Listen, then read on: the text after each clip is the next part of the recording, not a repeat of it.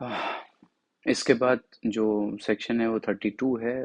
उसमें जो मेन है वो है तो बहुत सारे उसके पार्ट्स, जैसे बिजनेस को लेकर के हो या कस्टम्स को लेकर के हो, पर मेन जो है आपका 32 में डाइंग डिक्लेरेशन होता है। डाइंग डिक्लेरेशन पे पाकला नारायण स्वामी का केस है। ये उसकी डेथ या डेथ से सर्कमस्टांसेस से जुड़ा होना चाहिए, उस व्यक्ति की मृत्यु हो जानी चाहिए, स्टेटमेंट कंप्लीट होना चाहिए, तभी ये माना जाएगा।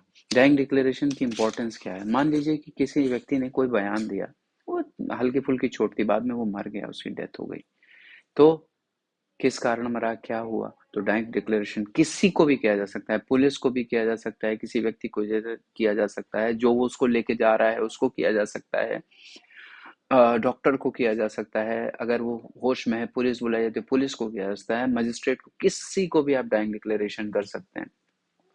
ठीक है, ये बहुत इंपॉर्टेंट है। इसमें अब क्वीन वर्सेस अब्दुल्ला का केस है, चंद्रशेखर वर्सेस किंग का केस है, तो ये इंपॉर्टेंट है।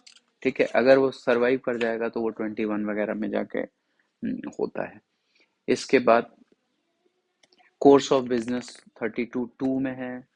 32(5) में रिलेशनशिप के बारे में आएगा तो हो जाएगा। इसका जो आपका 32(5) बड़ा इंपॉर्टेंट है, 32(2) बहुत इंपॉर्टेंट है। ठीक है ना, एक बात ध्यान रखिए। इसके बाद जो जजमेंट की रिलेवेंसी है वो आ जाती है, वो आ जाती है आपकी 40 से लेके 44 तक।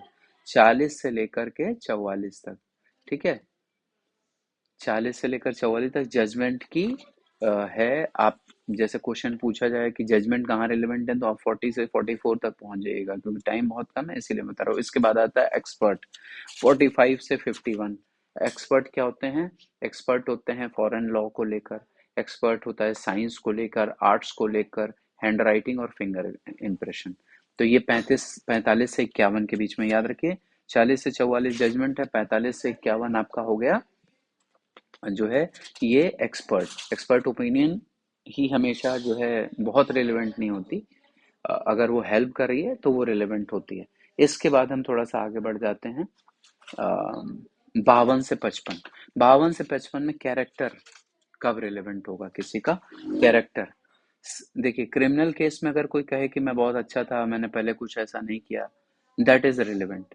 पर अगर कोर्ट में जो है उधर से ये एविडेंस आ जाए कि नहीं भाई ये गड़बड़ था, अब क्रिमिनल एंटीसीडेंट है, पहले भी कर चुका है, तो ये वैलिड होगा। अगर कोई व्यक्ति ये कहे, सिविल केस में कैरेक्टर ठीक होता है, पर अगर उसे कोई डिनाई करे तो फिर वो भी वैलिड हो जाता है। ये देख लीजिए 52 से 55 में है। ठीक।